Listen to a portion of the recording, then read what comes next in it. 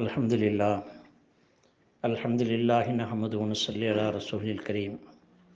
கண்ணியத்துக்குரிய ஹாஜிமார்களே, ஹஜ்ஜுடைய நாள் பிறை 8 நாம் இஹ்ராம் செய்கின்றோம். ஹஜ்ஜிலே உள்ள ஃபர்து வாஜிப்கள் சொல்லப்பட்டன. முதல் விஷயமே ஃபர்து தான், இஹ்ராம். இஹ்ராம் என்பது சம்பந்தமாக நாம் உம்ராவிலே நிறைய விளக்கங்கள் சொல்லியிருக்கிறோம். இஹ்ராம் செய்துவிட்டால் உம்ராவிலே எதெல்லாம் தடை செய்யப்பட்டதோ அனைத்தும் ஹஜ்ஜிலும் தடை செய்யப்படுகிறது. இஹ்ராம் என்பது மக்காவிலே நாம் தங்கி இருக்கக்கூடிய அறையில்தான் இன்ஷா அல்லாஹ் செய்ய இருக்கிறோம். அப்படித்தான் சஹாபாக்கள் செய்தார்கள். மக்காவில் வசிக்கக்கூடியவர்களுக்கும் அதுதான் சட்டம். தங்களுடைய அறையிலே எப்பொழுது நாம் மினாவுக்கு புறப்பட வேண்டும் என்று அறிவிப்பு செய்யப்படுகிறதோ அதற்கு சில மணி நேரங்கள் முன்பாக இஹ்ராமுக்காக குளித்து கொள்ள வேண்டும். இஹ்ராமுடைய நிய்யத்தில், இஹ்ராமுடைய தொழுகைக்காக நாம் உதுவுடைய நிய்யத்தோடு குளித்து, பிறகு இஹ்ராமுடைய ஆடைகளை எடுத்து அணிந்து கொண்டு நாம் இருக்கக்கூடிய இடத்திலே 2 ரக்காத்து இஹ்ராமுடைய தொழுகை தொழ வேண்டும். அதிலே குல் யா அய்யுஹல் காஃபிரூன் குல் ஹுவல்லாஹு ஓத வேண்டும். ஒரு சிலர் நாங்கள் இந்த தொழுகை கஅபத்துல்லாஹ்வில் போய் தொழப்போகிறோம் என்று சொல்கிறார்கள். அது சரியல்ல. ஏனென்றால் அதனால் காலதாமதம் ஏற்படும் என்பது மட்டுமல்ல, அது அவசியமும் அல்ல. இருக்கின்ற இடத்தில் இஹ்ராம் செய்வதுதான் சுன்னத்தான முறையாக இருக்கிறது. எனவே 2 ரக்காத் தொழுது முடித்து நாம் உம்ராவுடைய இஹ்ராம் செய்கின்ற போது நாம் சென்னையிலே தொழுதோம், தங்கியிருக்கக்கூடிய இடத்தில் தொழுதோம், விமானம் பறக்கின்ற போது நிய்யத்து வைத்தோம். ஆனால் ஹஜ்ஜுடைய இஹ்ராமுடைய நிய்யத்து நாம் தங்கியிருக்கக்கூடிய இடத்திலேயே வைக்க இருக்கின்றோம். எனவே இந்த 2 ரக்காத்து தொழுது முடித்ததும் உடனடியாக நிய்யத்தை சொல்ல வேண்டும். ஹஜ்ஜுடைய இஹ்ராமுடைய நிய்யத் சலாம் கொடுத்தவுடன் சொல்ல வேண்டும். 2 ரக்காத்து தொழுது சலாம் கொடுத்தவுடன் ஹஜ்ஜுடைய நிய்யத்தை, அதாவது அல்லாஹும்ம இன்னி உரீதுல் ஹஜ்ஜ ஃபயஸ்ஸிர்ஹு லி ஃபதகப்பல்ஹு மின்னி என்ற வார்த்தையை சொல்வதன் மூலமாக, அதாவது யா அல்லாஹ், நான் ஹஜ்ஜை நாடுகிறேன், அதனை எனக்கு இலகுவாக்குவாயாக, கபூல் செய்வாயாக, ஏற்றுக்கொள்வாயாக என்று அதனுடைய பொருள். அரபியிலோ தமிழிலோ அந்த நிய்யத்தை சொல்லிக்கொள்ள வேண்டும். அல்லது லப்பைக பி ஹஜ்ஜன், அதாவது ஹஜ்ஜுக்காக நான் நிய்யத்து லப்பைக் சொல்கிறேன் என்ற அந்த அர்த்தத்தில் சொல்லிக்கொள்ளலாம். ஆனால் நான் முதலில் சொன்ன அந்த நிய்யத்து தான் உலமாக்கள் நமக்கு சொல்லித் தருகின்றார்கள். எனவே தமிழிலேயே சொல்லிக்கொள்ளலாம், யா அல்லாஹ், நான் ஹஜ்ஜை நாடுகிறேன், அதனை எனக்கு லேசாக்குவாயாக, ஒப்புக்கொள்வாயாக என்று சொன்னால் போதுமானது. அப்படி சொன்னவுடன் தல்பியா சொல்ல வேண்டும். 3 முறை அந்த லப்பைக் அல்லாஹும்ம லப்பைக் அந்த தல்பியாவை 3 முறை சொல்லி, பிறகு 3 முறை ஸலவாத்து ஓதி, பிறகு நீண்ட நேரம் துஆ செய்து கொள்ள வேண்டும். எப்படி உம்ராவிலே நாம் இஹ்ராம் நிய்யத்து வைத்தோமோ அதே போல தான், வேறு எந்த மாற்றமும் இல்லை. செய்கின்ற இடம் வேறு, மற்றபடி எல்லாம் உம்ராவிலே சொல்லப்பட்டது போலத்தான். நாம் அந்த தல்பியா ஓதி, ஸலவாத்து ஓதி, துஆக்கள், அது அந்த நேரம் துஆ கபூலாகக்கூடிய நேரம். உள்ளத்தை அமைதியாக வைத்து நாம் இதை செய்ய வேண்டும். பரபரப்பாக அவசரமாக செய்யக்கூடாது. நாம் புறப்படுகின்ற அந்த நேரத்தில் எல்லோருமே குளிக்க சொல்வார்கள், எல்லோருமே ஒரே எண்ணத்தில் நிய்யத்து வைப்பார்கள் என்பதால் முன்கூட்டியே நாம் நம்முடைய குளியலை முடித்துவிட்டால் ரொம்ப லேசான முறையிலே இதை செய்து கொள்ளலாம். மினாவிலே, அரஃபாத்திலே, முஸ்தலிஃபாவிலே நாம் தங்க இருக்கின்றோம். குறிப்பாக அதிகமாக மினாவிலே தங்க இருக்கின்றோம். அதற்கு தேவையான அளவுக்கு நாம் சாமான்களை எடுத்துக்கொண்டால் போதும். அத்தனை பெட்டியும் தூக்கிட்டு போக வேண்டும் என்ற அவசியமில்லை. ஒரு சிறிய பையிலே நமக்கு அந்த 5 அல்லது 6 நாட்களுக்கு தேவையான பொருட்களை எடுத்து செல்லலாம். பெரும்பாலும் நாம் இஹ்ராமில் இருப்போம். பிறை 10க்கு பிறகு குளித்த பிறகுதான் நாம் ஆடை மாற்றுவோம். ஹஜ்ஜுடைய ஃபர்லான தவாஃபை செய்வதற்கு புதிய ஆடைகளை, அதாவது வழக்கமாக அணியக்கூடிய ஆடைகளை, புதிய ஆடைகள் கிடைத்தால் அப்படி அதையும் எடுத்து வைத்துக்கொள்ள வேண்டும். இல்லை என்றால் நம்மிடத்தில் இருக்கக்கூடியதில் நல்ல ஆடையை எடுத்து நாம் தவாஃபுக்காக வைத்துக்கொள்ள வேண்டும். ஏனென்றால் இப்போது தவாஃப் நாம் இஹ்ராமுடைய ஆடையோடு செய்ய மாட்டோம். இஹ்ராம் ஆடையை நீக்கி குளித்து அதன் பிறகு இஹ்ராம் ஆடையிலிருந்து வெளியாகி சாதாரண ஆடைகளை அணிந்து செல்வோம். அப்படிப்பட்ட அந்த சாதாரண ஆடைகளையும் நல்ல ஆடைகளாக வைத்துக்கொள்ள வேண்டும். ஆக இந்த 5-6 நாட்களுக்கு தேவையான பொருட்களை எடுத்துக்கொண்டு நாம் இன்ஷா அல்லாஹ் செல்ல இருக்கிறோம். இப்போது நாம் இஹ்ராம் நிய்யத்து வைத்து விட்டோம், அதாவது ஸலவாத்து ஓதி துஆ செய்து விட்டோம் என்றால் இஹ்ராமுடைய அனைத்து கட்டுப்பாடுகளுக்குள்ளும் வந்து விட்டோம். பிறகு மீதி இருக்கக்கூடிய நேரத்திலே பஸ்ஸு புறப்படுகின்ற வரை, பிறகு மினாவுக்கு போன பிறகு எல்லாம் பஸ்ஸிலே செல்லுகின்ற போதெல்லாம் தல்பியா ஓதிக்கொண்டே செல்ல வேண்டும். நான் ஆரம்பத்திலே சொன்னதை போல அதிகமான தல்பியா தான் ஹஜ்ஜு கபுலாவதற்கு காரணமாக அமைகின்றது. எனவே அதிகமாக தல்பியா ஓத வேண்டும். இந்த தல்பியாவை எதுவரை ஓத வேண்டும் என்று சொன்னால், பிறை 10 அன்று ஷைத்தான், பெரிய ஷைத்தானுக்கு மட்டும் கல்லடிப்போம். அந்த கல்லை அடிப்பதற்காக முதல் கல்லை எடுக்கின்ற வரை இந்த தல்பியாவை ஓதிக்கொண்டிருப்போம்.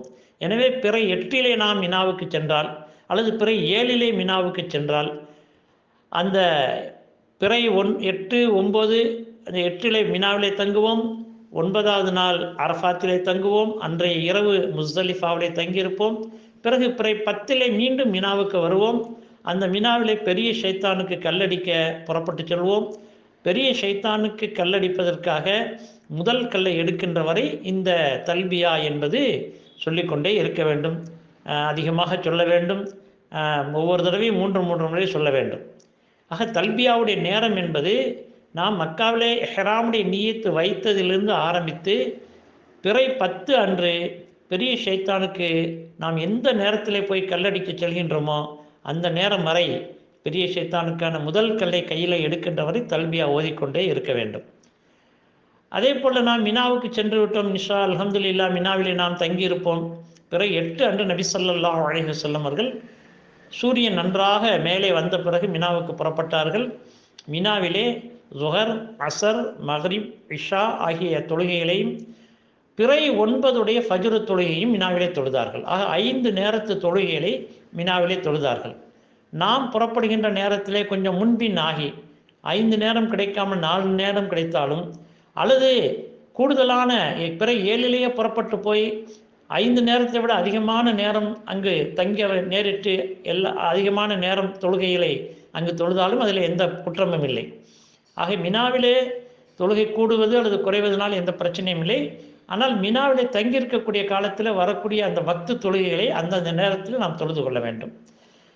ஏற்கனவே ஒரு விஷயம் சொல்லப்பட்டது. மினா பிறை 8 மினாவுக்கு செல்கின்றோம். இந்த 8 வரை மக்காவிலே தங்கியிருக்கக்கூடிய காலத்தில் 15 நாட்கள் 14 நாட்கள் பூர்த்தியாகிவிட்டால் பிறை 8 அன்று நாம் முக்கீம், அதாவது உள்ளூர் வாசியை போல ஆகிவிடுவோம். எனவே மினாவிலே, அரஃபாத்திலே, முஸ்தலிஃபாவிலே எல்லாம் நம்முடைய தொழுகை முழுமையான தொழுகையாக இருக்கும்.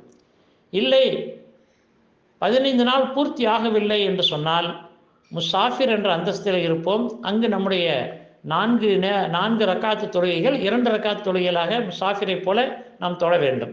வேறு எந்த பிரச்சனையும் இல்லை. ஒரு சிலர் அங்கு குழப்புவார்கள். 2 ரக்காத்து தான் தொழ வேண்டும் என்றெல்லாம் வாதிப்பார்கள். இதுதான் சட்டம். நாம் முக்கியமாக இருந்தால் முழுமையாக தொழ வேண்டும். முசாஃபிராக இருந்தால் பாதியாக கசராக, அதாவது குறைத்து தொழ வேண்டும்.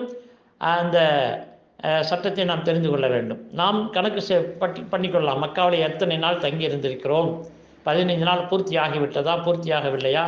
பூர்த்தியாகிவிட்டது, பிறை 8 சேர்த்து 15 நாள் பூர்த்தியாகிவிட்டது என்றால் நீங்கள் முக்கியம் முழுமையாக தொழுது கொள்ள வேண்டும்.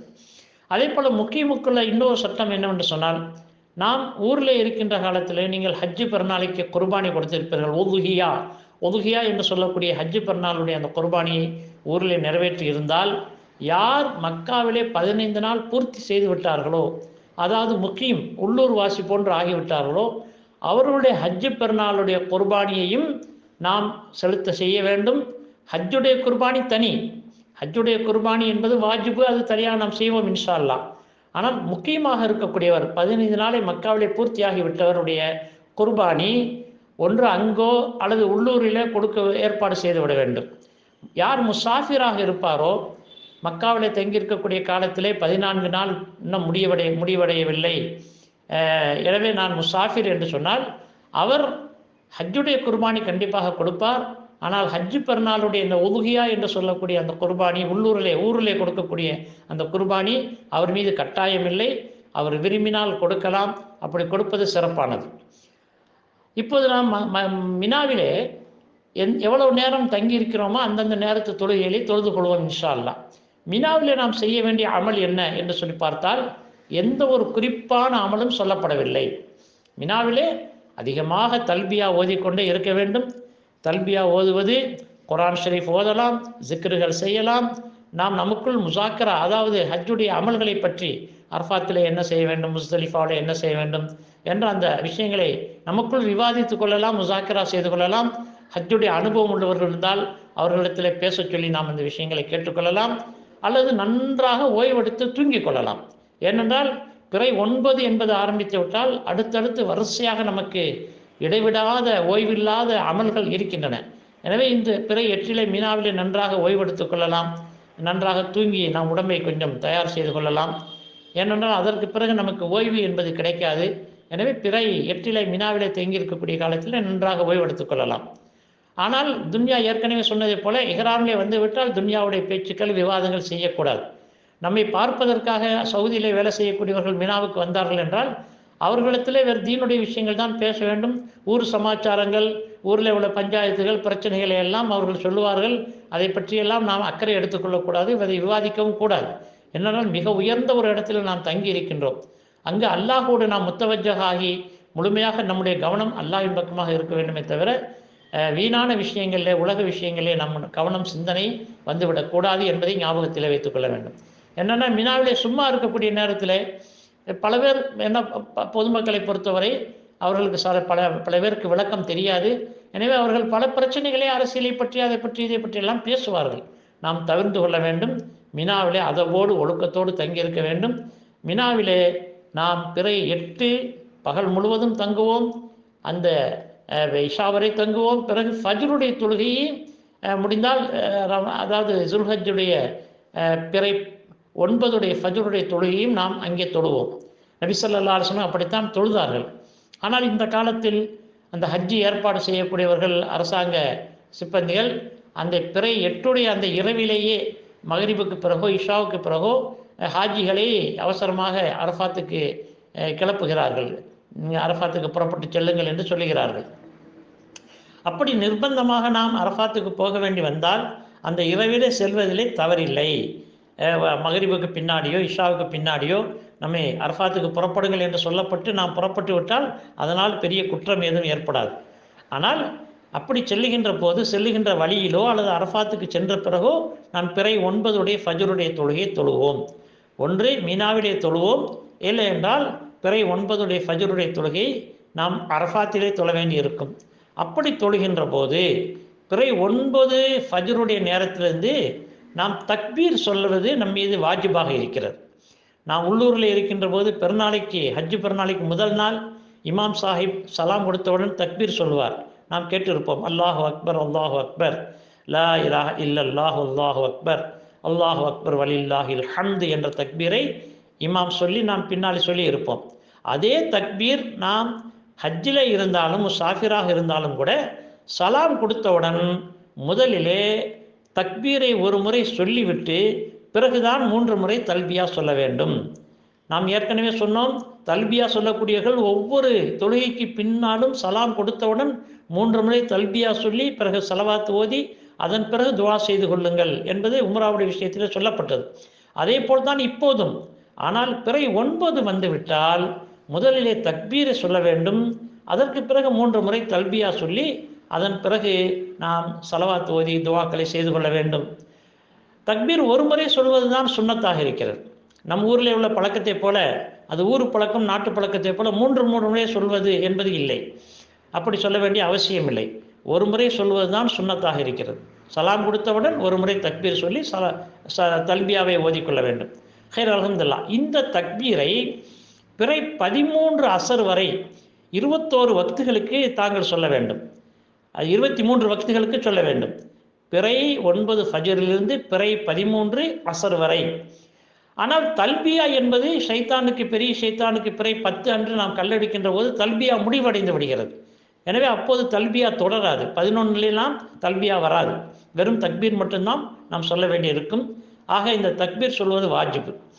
ஒருவர் மறதியாக சலாம் கொடுத்தவுடன் தக்பீர் சொல்லாமல் தல்பியாவை ஓதிவிட்டார் என்று சொன்னால் அவர் மீண்டும் தக்பீர் சொல்ல வேண்டிய அவசியமில்லை. தக்பீரை விட்டது என்பது ஒரு குற்றமாக கருதப்படும். அதை மீட்டு சொல்வது என்பது கிடையாது. எனவே நாம் இந்த விஷயத்தில் ஞாபக மறதி இல்லாமல் தக்பீரை சொல்லிவிட வேண்டும். பிறகு பிறை 9 காலையிலோ, அதாவது சுபுகு நேரத்திலே அரஃபாத்துக்கு போய்விட்டாலும் சரி, சுபுகுக்கு முந்தி சென்றாலும் சரி, எப்போது சென்றாலும் சரி, அரஃபாத்திலே தங்கியிருப்பது ஃபர்ல் என்ற அந்த சட்டம் எப்போது ஆரம்பிக்கிறது என்றால் பிறை 9 உச்சி நேரத்தில் ஆரம்பிக்கிறது. பிறை 9 உச்சியிலிருந்து தான் அரஃபாத்துடைய நேரம் ஒகூஃபுல் அரஃபா என்று சொல்வார்கள். ஒகூஃபுல் அரஃபா என்று சொல்லக்கூடிய அரஃபாவுடைய நேரம் என்பது பிறை 9 உச்சி நேரத்தில் ஆரம்பித்து பிறை 10 சுபு சாதிக்கு வரை அரஃபாவுடைய நேரம் என்பதாக சொல்லப்பட்டிருக்கிறது. இந்த நேரத்தில் ஒருவர் அரஃபாத்துடைய மைதானத்துக்கு வந்துவிட்டால் அல்லது மைதானத்தை கடந்து விட்டால் அவர் ஹாஜியாகி விடலாம் என்பது சட்டமாக இருக்கிறது. ஆனால் நபி ஸல்லல்லாஹு அலைஹி வஸல்லம் அவர்கள் பிறை 9 உச்சியிலிருந்து சூரியன் மறைகின்ற வரை தான் அரஃபாத்துடைய அமல் செய்தார்கள். சூரியன் மறைந்தவுடன் அரஃபாத்தை விட்டு நீங்கி முஸ்தலிஃபாவுக்கு பிரயாணம் செய்து விட்டார்கள். எனவே அது சுன்னத்தான முறை. ஆனால் அதனால்தான் நம் ஹனஃபி மதுஹபுடைய சட்டத்திலே அரஃபாத்திலே சூரியன் மறைகின்ற நேரத்தில் ஹாஜி தங்கி இருப்பது வாஜிபு என்பதாக சொல்லப்பட்டிருக்கிறது. சூரியன் மறைகின்ற போது ஹாஜி அங்கே இருக்க வேண்டும். ஒன்று, சூரியன் மறைவதற்கு முன்பு அங்கு வந்து சூரியன் மறையும் போது அங்கே இருக்க வேண்டும். அது சூரியன் மறைந்த பிறகு ஒருவர் வருகிறார், அப்போதுதான் அரஃபாத்துக்கு வருகிறார் என்று சொன்னால் அவர் ஒரு ஆடு அறுத்து தமு செய்ய வேண்டும். ஏனென்றால் சூரியன் மறைகின்ற நேரத்தில் அவர் அரஃபாத்திலே இல்லை என்பதனால் அவர் ஆடு அறுத்து தம்மு கொடுக்க வேண்டும். அல்ஹம்துலில்லாஹ், நம்மை பொறுத்தவரை நாம் ஆரம்பத்திலே காலையிலேயே போய் சேர்ந்து விடுகிறோம். எனவே சூரியன் உச்சிக்கு வந்த பிறகு அமல்களை ஆரம்பிப்போம். பிறகு சூரியன் மறைகின்ற வரை அமல் செய்வோம், அரஃபாத்துடைய அமல் செய்வோம். மறைந்த பிறகு முஸ்தலிஃபாவுக்கு செல்வோம். இனி அரஃபாத்துடைய அமல்கள் எப்படி செய்ய வேண்டும் என்பது சம்பந்தமாக அடுத்து இன்ஷா அல்லாஹ் விவரிக்கப்படும். அல்லாஹ் தஆலா நம் அனைவருக்கும் நல்ல அமல்கள் செய்யக்கூடிய தௌஃபீக்கை தந்தருள்வானாக. அஸ்ஸலாமு அலைக்கும்.